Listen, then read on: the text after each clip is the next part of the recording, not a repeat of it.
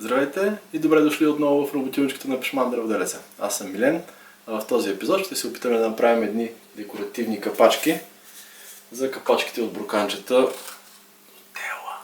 Не им правя реклама, но съм пристрастен към течния шоколад и към шоколада като цяло. И тези капачки не са особено приятни за гледане, затова ще им направя едни такива декоративни похлопачета, с които да внеса малко уют в домашната атмосфера. Първата серия, която бях направил, се от орех, но в момента нямам достатъчно качествен материал, за да дублирам следващата серия, затова съм се спрял на круша. Такъв материал имам и той не е перфектен, но работим с каквото имаме. За да постигнем перфектния кръг, в който да влязат капачките, ще ползваме една фрезичка, челна фреза в случая, и един шаблон, с който ще направим изрязванията. С помощта на фрезата ще издълбая първия канал. Операцията е доста мръсна.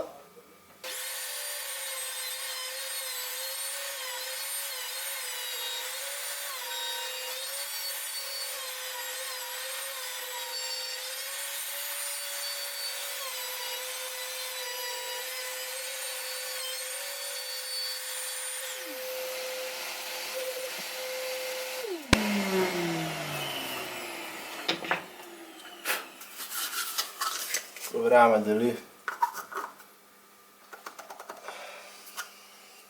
десна вътрешният диаметър е фиксиран.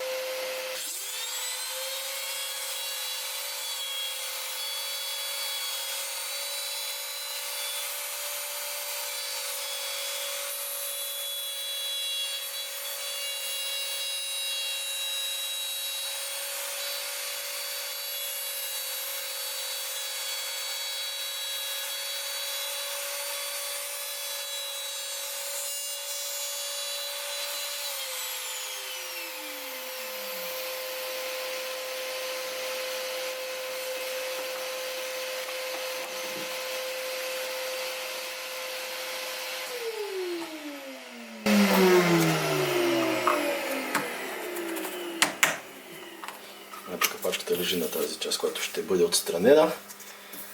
Правили сме си външните размери на капачката. Сега трябва да отстраним средната част.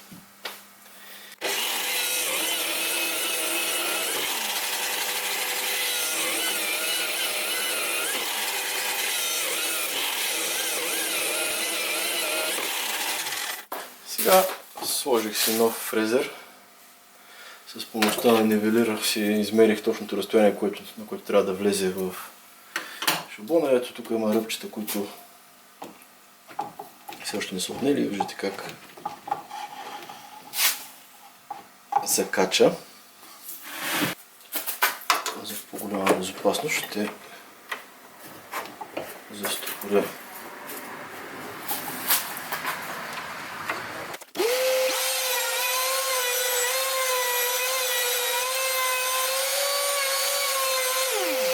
Да ви покажа точността, която постигнахме на прехода между никъде не закача. А вече изравнихме си основите. Ето и малко луфт, колкото да може да хване лепилото, с което ще влизат на около 2-3 мм под ръба, така че да не се вижда бялата капачка. Не играят. Перфектно равни повърхности. Следващата задача е изрязването на външните диаметри. За следващия етап ще ползваме банцинга, за да изрежем по-голямата част от излишния материал, който после с помощта на един фрезер с водещ лагер в горната страна, ползвайки вече фрезованата част, която ни ще ни определи диаметъра, ще загладим перфектно. Сега да се хванем с банцинга.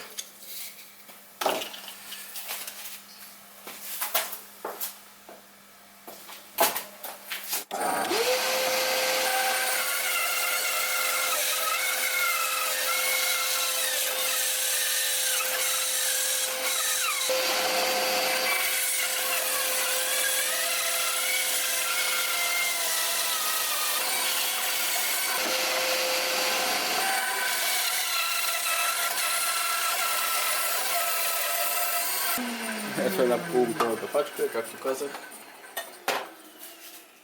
Използвайки фрезера с лагер отгоре, ще премахнем и останалата част. Следващата операция е да махнем ръбчето, което оставахме, когато отделяхме капачките. Качил съм си проглавянето вече.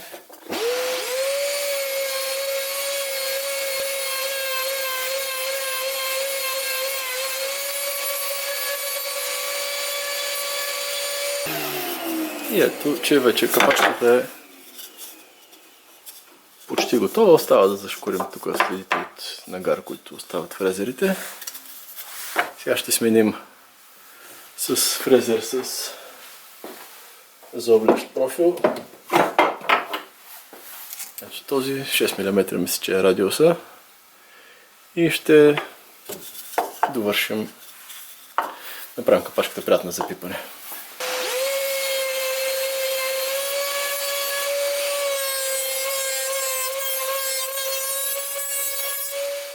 На лентовия шлайф махнахме по-големите грубости и сега с по-финна шкурка ще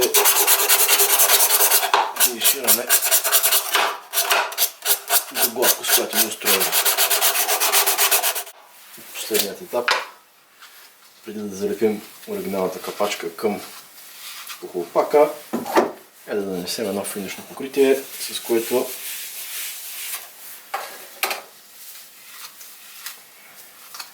може да кажем, че този проект приключва.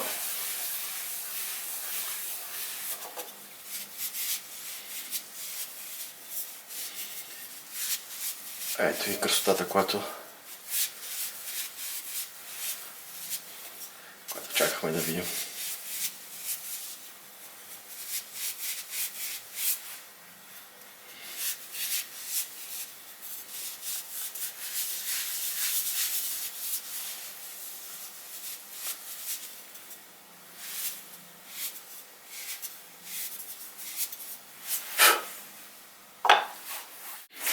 За последния етап ще използваме горещ силикон, с който на няколко места да залепим капачката. Не е нужно да слагате много. Аз лично предпочитам да сложа само по ръбчетата, тъй като там капачката е релефна и има къде да задържи. Няколко секунди. Ето го и дълго очаквания момент с капачките в употреба.